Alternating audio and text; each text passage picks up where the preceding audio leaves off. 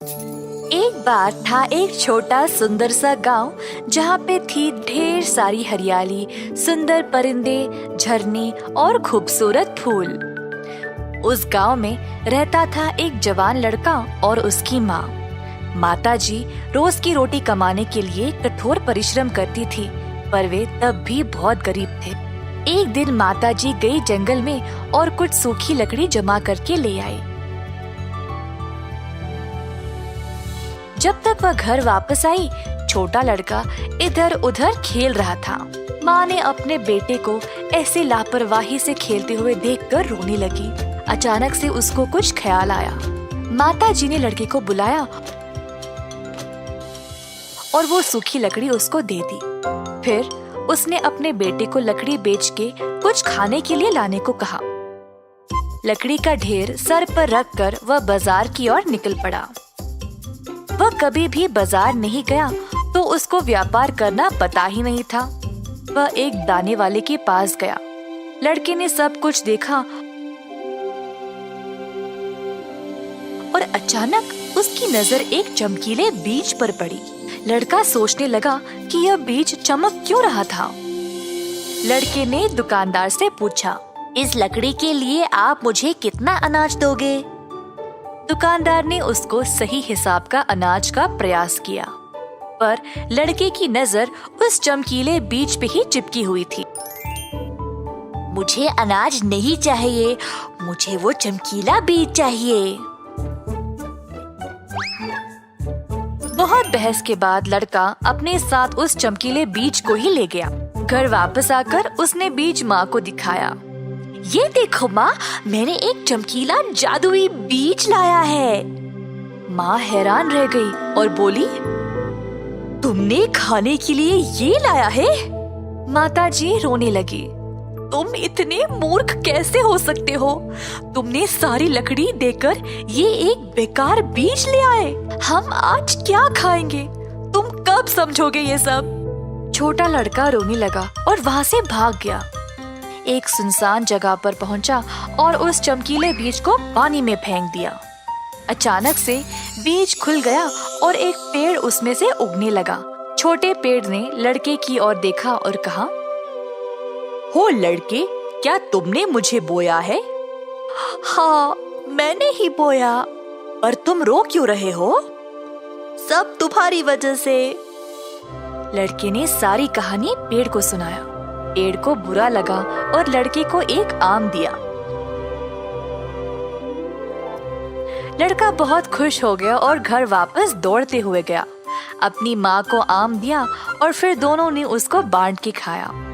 अगले दिन फिर से लड़का पेड़ के पास गया आम मांगने के लिए। इस बार भी पेड़ ने एक ही आम दिया। लड़का लालची बन गया और आम मांगने लगा। पेड़ ने कहा, बच्चे, मैं एक जादुई पेड़ तो हूँ, पर मुझ पे एक श्राप है। मैं तुम्हें एक आम से ज्यादा नहीं दे सकता। मैं भी तुम्हारी मदद करना चाहता हूँ, पर नहीं कर सकता। फिर से अगले दिन लड़का पेड़ के पास गया और मांगने के लिए, परंतु पेड़ ने वही जवाब दिया। लड़के ने पूछा, क्या आपके पास और कोई जादुई शक्ति है? नहीं, पर मैं एक काम कर सकता हूँ।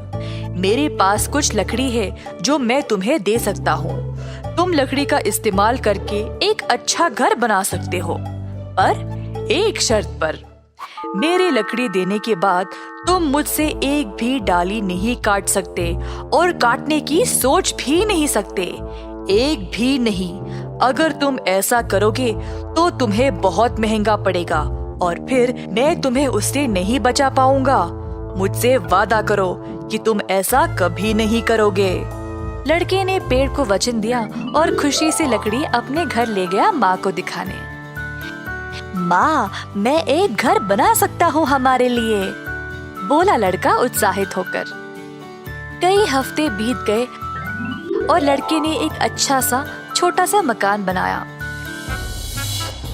लड़के को खुद पर बहुत गर्व था और अचानक से वह लालची बन गया। क्यों ना इस घर को और बड़ा बनाया जाए, फिर कल को इस मकान की कीमत बहुत होगी। मुझे केवल और लकड़ी की जरूरत है, पर मेरे पास तो पैसे है ही नहीं खरीदने के लिए। लड़के ने उस जादुई पेड़ के बारे में सोचा और ये निर्णय लिया कि वह उसी पेड़ को काटकर और लकड़ी जमा करेगा। उस दिन वह धीरे से एक कुल्हाड़ी लेकर पेड़ के पास गया। पेड़ ने लड़के को देखा और कहा, तुम इधर वापस क्यों आए? तुम अपना वचन तोड़ने वाले हो? जी हाँ, मेरे पास अब बड़ी योजनाएं हैं और मैं कोई बेकार श्राप से नहीं डरता। मुझे क्या होगा? मैंने तो कुछ गलत किया ही नहीं। तुम मुसीबत में पड़ चुके हो। तुम्हें याद है मैंने बोला कि तुम मेरी डालियों को काटने का सोच भी नहीं सकते, पर अब देखो तुम्हें बहुत झेलना पड़ेगा। लड़का हंसने लगा और अचानक से उसके शरीर को कुछ होने लगा।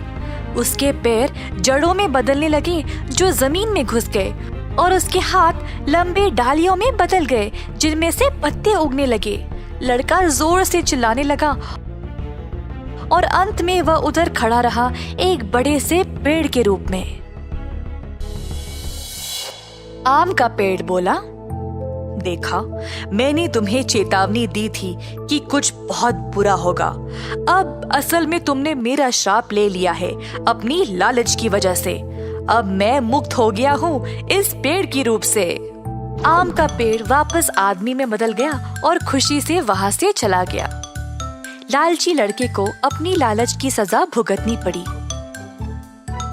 इस कहानी से हम ये सीखते हैं कि लालची विचारों को अपने दिमाग से दूर रखें, क्योंकि वे किसी काम के नहीं हैं।